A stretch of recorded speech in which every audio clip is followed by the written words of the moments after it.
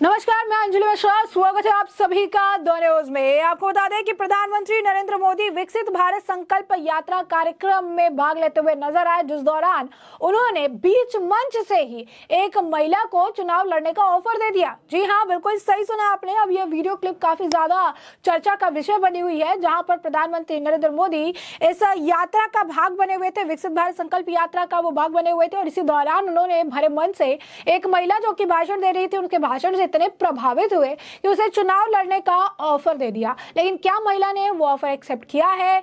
क्या कुछ प्रधानमंत्री नरेंद्र मोदी ने जो है कहा है और इस ऑफर पर महिला का क्या जवाब आया है, विस्तार से समझिए। तो प्रधानमंत्री नरेंद्र मोदी 2 दिवसीय दौरे पर वाराणसी गए हैं। पीएम ने वाराणसी के उमराहा में नव निर्मित सर्वोदय महामंदिर का लोकार्पण किया। इसी के साथ पीएम विकासशील भारत संकल्प यात्रा के तहत खेल प्रतियोगिता में भी शामिल हुए। पीएम मोदी ने इसी के तहत गांव की महिलाओं से भी बातचीत की। सेल्फ हेल्प ग्रुप की महिलाओं से बातचीत के दौरान पीएम मोदी एक महिला की खूब तारीफ की। दरअसल चंदा देवी नाम की महिला कार्यक्रम में भाषण दे रही थी और तभी पीएम ने कहा कि आप तो बहुत अच्छा भाषण देती हैं, क्या आपने कभी चुनाव लड़ने का नहीं सोचा? दरअसल वाराणसी दौरे के दूसरे दिन पीएम मोदी संसदीय क्षेत्र के सेवापुरी गांव पहुंचे थे और यहीं पर विकसित भारत संकल्प यात्रा के दौरान मेरी कहानी मेरी जुबानी कार्यक्रम में हिस्सा लिया। पीएम नरेंद्र मोदी दर्शक दीर्घा में बैठे हुए थे। मंच पर विकास योजनाओं की लाभुक महिलाओं ने अपनी अपनी कहानियां सुनाई और इस मौके पर एक भाषण ने हर किसी का ध्यान अपनी तरफ खींचा। वो भाषण था चंदा देवी का। विकास योजनाओं की लाभुक चंदा देवी ने सरकारी योजनाओं के बारे में अपने विचार सबके सामने रखे। पीएम नरेंद्र मोदी बड़े ध्यान से उनका भाषण सुनते रहे और इसके बाद पूछा, आप चुनाव लड़ी हो क्या या लड़ोगी क्या?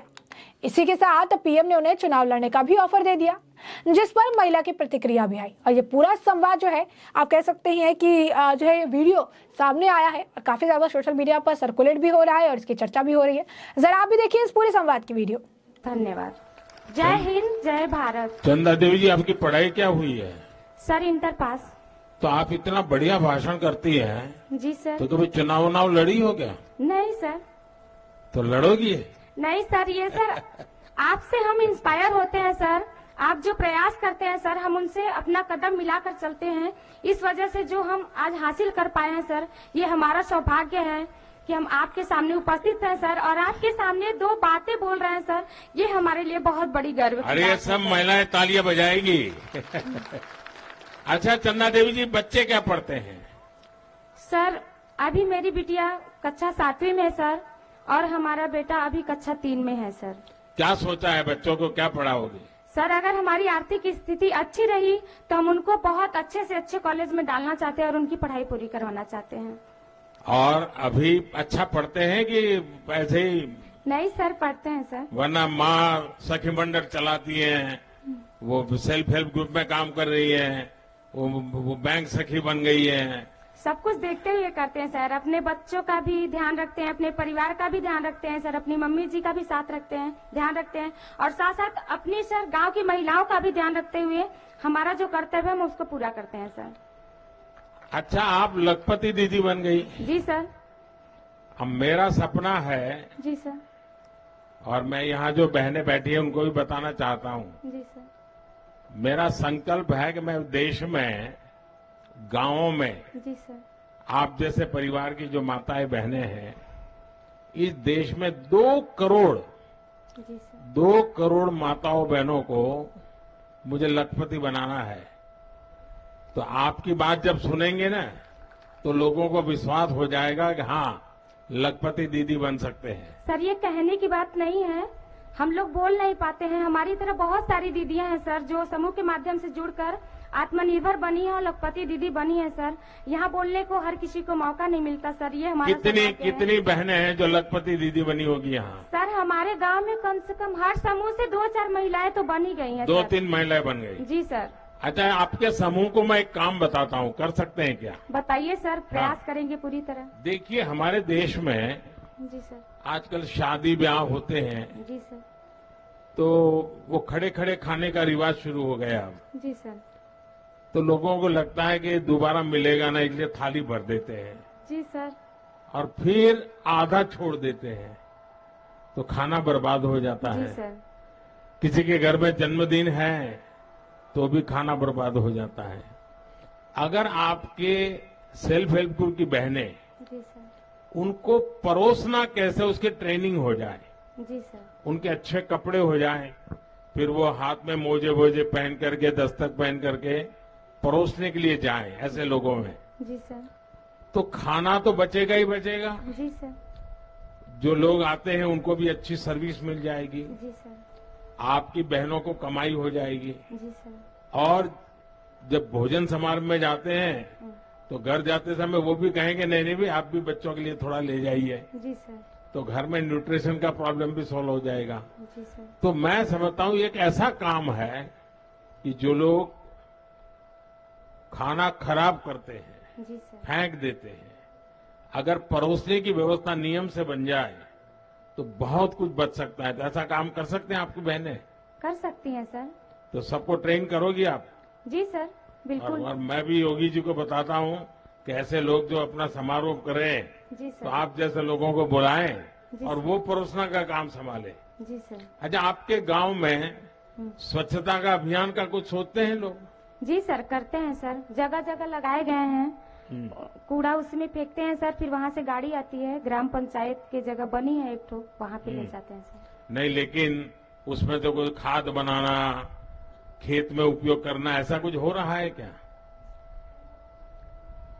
जी ऐसा सर, नहीं हो रहा। शुरुआत हुई है सर, अभी अच्छा। थोड़ा समय लगेगा सर। किसी चीज की शुरुआत होती है सर तो उसको बनने में थोड़ा समय लगता है, फिर अभी तो शुरुआत हुई है सर, धीरे धीरे हो जाएगा व्यवस्था उसकी। अच्छा, यहाँ पशुपालन करते हैं आपके यहाँ? जी सर।